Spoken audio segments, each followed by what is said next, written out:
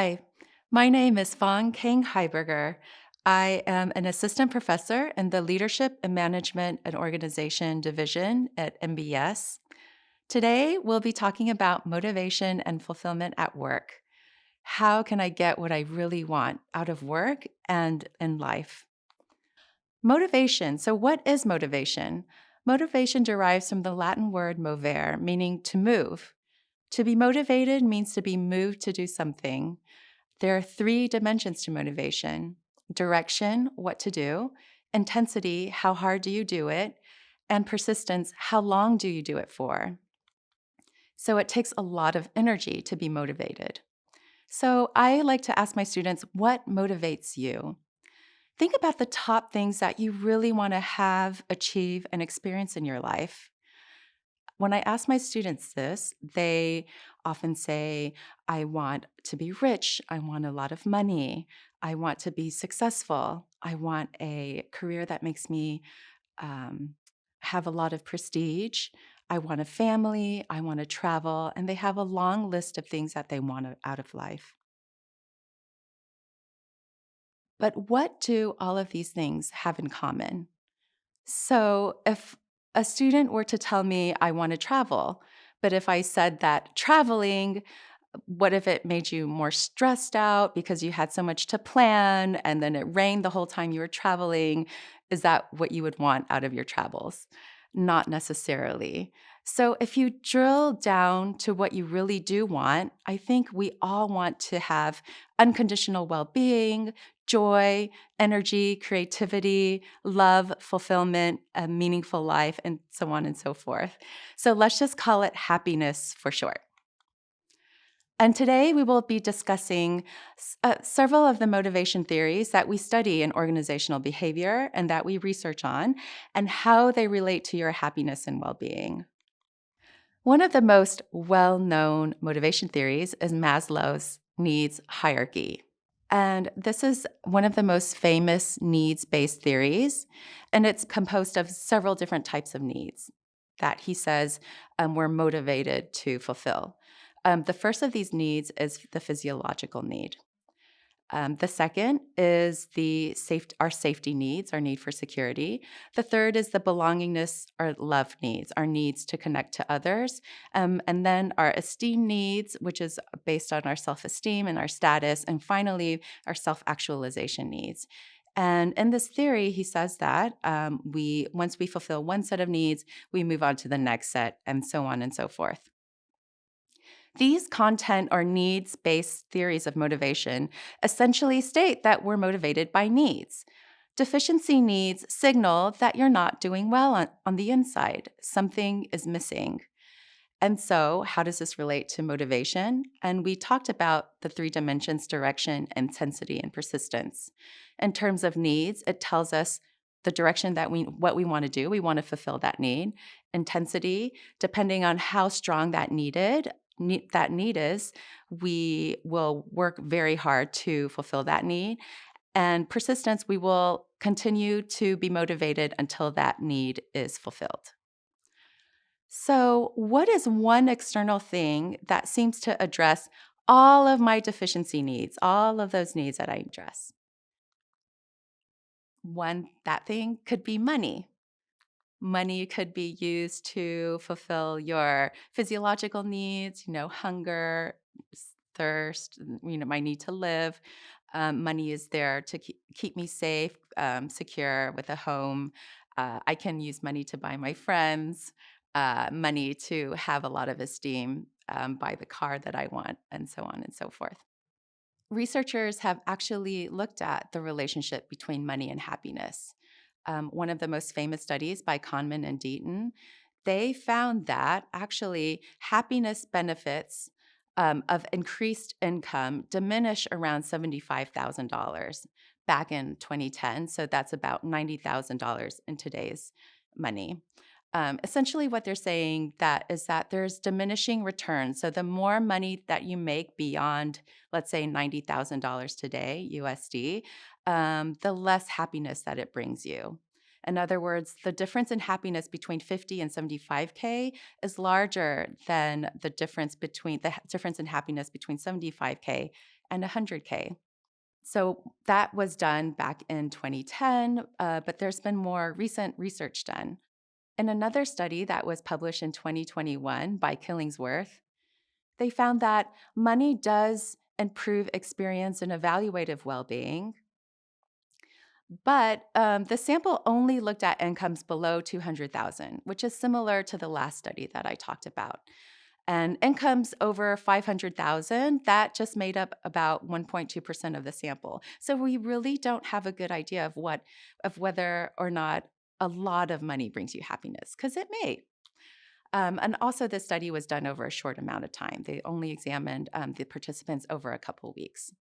So, to examine whether or not a lot of money made people happy, a Harvard study looked at 4,000 millionaires and looked at the relationship between their wealth and their happiness. And they examined their happiness on a 10-point scale. So, did more money make these millionaires happier? Yes, it did. But only 0.25 points happier. So remember, this is on a 10-point scale. Respondents with more than $10 million were happier than those with only $1 to $2 million, but they were only 0.25 points happier. And then the study wanted to look at what actually made some millionaires happier than other millionaires. And they found that two things made some millionaires happier than others. The first one was that self-made millionaires were happier than those who inherited the money or married into money. And secondly, the millionaires who actually gave their money away were the happiest. So ultimately, money can perhaps distract you for a while, but as they say, money doesn't necessarily buy happiness, but we often chase it to try to fulfill a lot of these needs that we have. So now that we discussed a needs-based theory and how it relates to happiness, let's move on to the process-based theories, the first of which is Adams' equity theory of motivation. And I will play a clip that really just simply defines what equity theory is. Final experiment that I want to mention to you is our fairness study. And so this became a very famous study, and there's now many more, because after we did this about 10 years ago, it became very well known. And we did that originally with capuchin monkeys, and I'm going to show you the first experiment that we did. It has now been done with dogs, and with birds, and with chimpanzees. But with Sarah Brosnan, we started out with capuchin monkeys.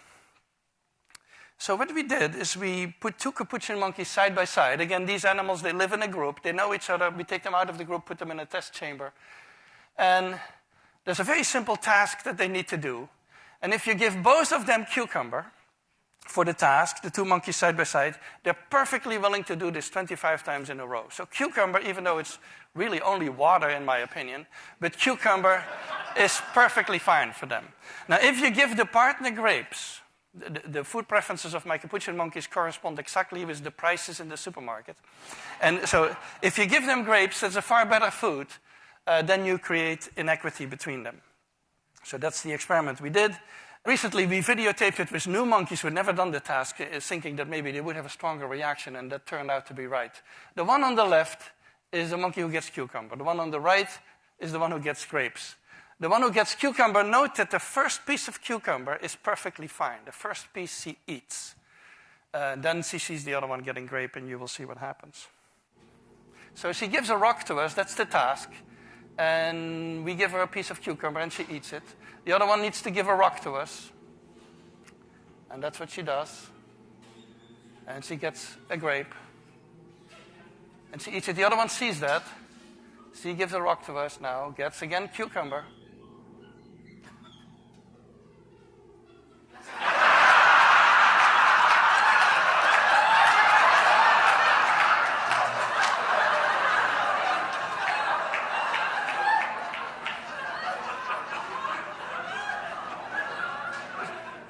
She tests the rock now against the wall. She needs to give it to us. And she gets cucumber again.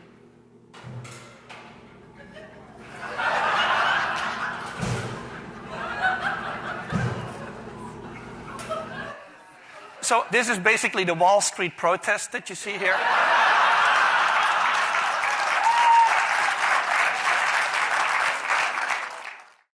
So, if you were the monkey who received the cucumber, what kind of emotions would you feel in his case? You might feel anger, um, that you've been treated unfairly, and this is a very common emotion. And equity theory states that when the inputs that you give is the same as someone else's inputs, which was the rock that the monkeys gave the researchers, um, and the outcomes are not equal. So if I'm the monkey who received the cucumber, I'm going to feel negative or under reward inequity compared to the monkey who received the grape. If I were the monkey who received the grape every time I gave a rock, what emotions do you think he would feel? He may feel happy, he might feel prideful, or he may even feel guilty. And this is called positive or over reward inequity, when your outcomes are bigger than the other person's outcomes given the same amount of input. And then finally, what emotions do you feel in this case when everything is perfectly equal? Your inputs equal the other person's input, and your outcomes equal the other person's outcomes. You may feel, fair, at peace, not angry, not happy. Um, but how often does this actually happen? How often are things in our life always perfectly equal? And how does this theory impact your motivation at work? So, if I'm feeling either under reward inequity, I may work harder, so I will increase my inputs, or I may actually feel demotivated and I'll decrease my inputs. I'll decrease the level of effort that I work. I will try to change my outcomes. For instance, at work, I may ask my boss for a raise or show my boss that, look, this is not unfair. We're doing the same amount of work, but this person is getting paid more. So, those are external things that I can do. I can also distort my perceptions of things in order to make myself feel better. So, I will distort my perceptions of the inputs or the outcomes. So, I may say that, oh, maybe I'm not working as hard as the other person. Or I would say, like, oh, I didn't want that promotion anyways. It's too much work. I can distort the other person's inputs or outcomes, perceptions of the other person. Or I may just change the referent other. I will change the person who I'm comparing myself with. I'll compare myself with someone who's doing worse than me to make myself feel better. So, as you can see here, that we are manipulating the outside world, and we're manipulating our perceptions of the outside world in order to make ourselves feel better. So, we're doing a lot of mental gymnastics. And what are the dangers of this? We can actually bias our perceptions and not see things in terms of how they really are. And even if after I do all these mental gymnastics and I'm manipulating the outside world, how long does my happiness, does my peace last? Probably just, not very long, because situations are constantly changing.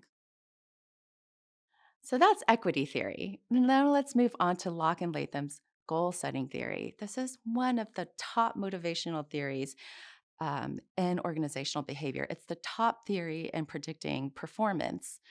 And what it is, it states that motivation is fostered when employees are given specific and difficult goals.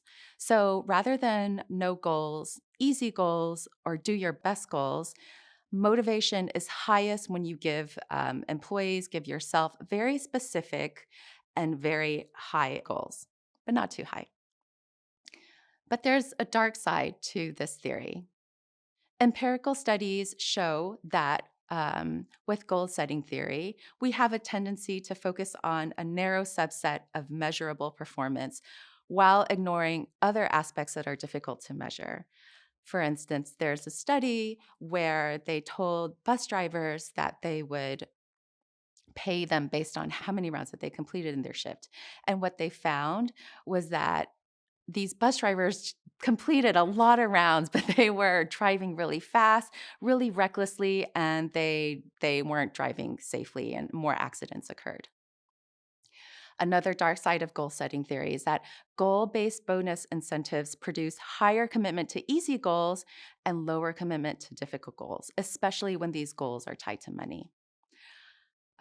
And people with high goal commitment tied to money specifically, they offered less help to coworkers and they neglected aspects of the job that were not covered in the performance goal.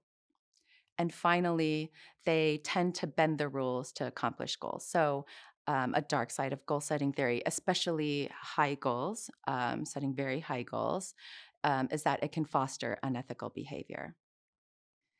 But how does goal setting theory relate to happiness? When one's happiness is tied to reaching goals, even difficult goals, how long does your happiness last? And so I would ask my students, they would get into NTU or a graduate program at NTU, which is really difficult and very competitive.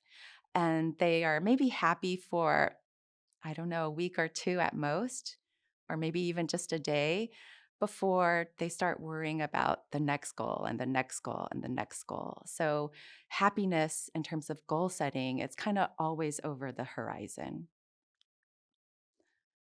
And finally, one of my favorite motivation theories is self determination theory. Self determination theory, they said that there's two basic types of motivation. One is extrinsic motivation, the desire to perform a behavior in order to acquire material or social rewards or to avoid punishment. So it's whenever you do an activity in order to attain some outside outcome, separable outcome. So extrinsic outcomes, for example, are pay, bonuses, promotions, benefits, and perks, even praise, job security, support, free time. So these are all extrinsic motivation factors. Intrinsic motivation is doing an activity for inherent satisfaction rather than for some separable consequence. In other words, you're doing something because it is inherently interesting or enjoyable.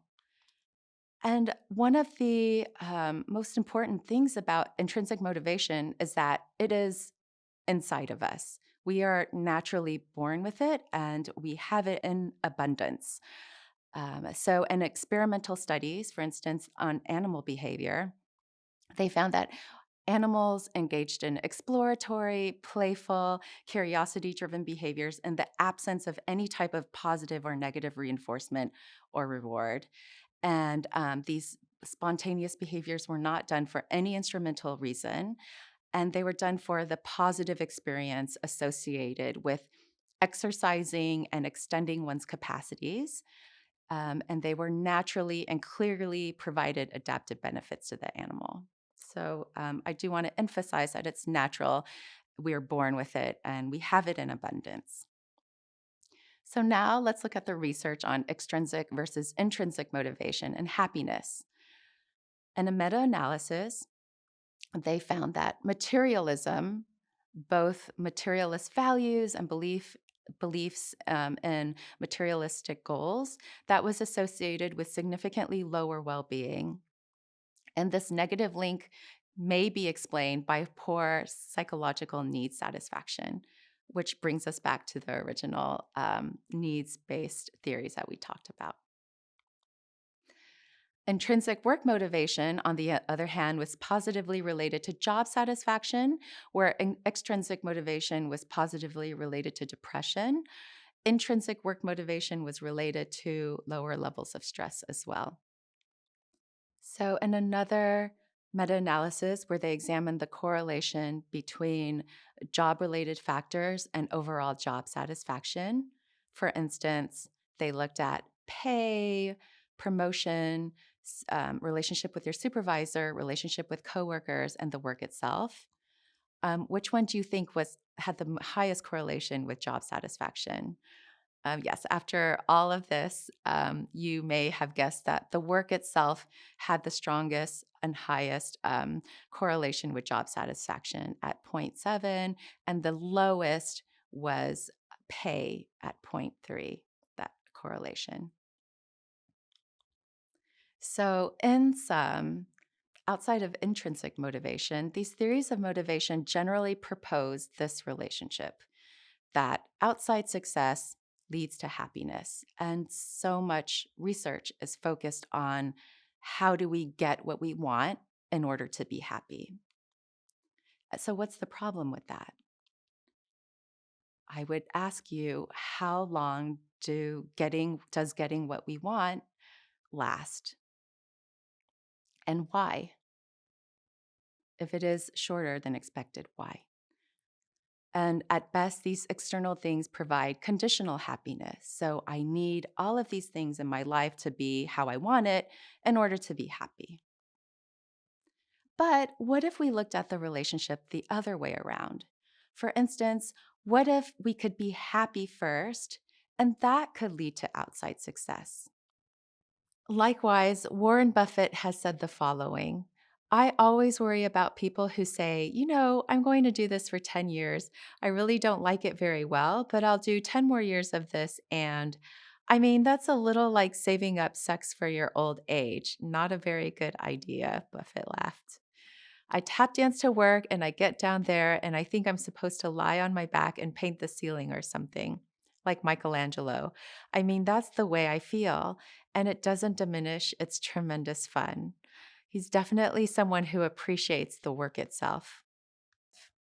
And so I say to go ahead and make and attain your goals. Any goals as high, reach for the stars. All I'm saying is that it may be much easier to do with a clear and positive mindset. So, knowing this, let's turn the equation around, and rather than focusing on gaining outside success to make ourselves happy, let's work on ourselves and get happy now.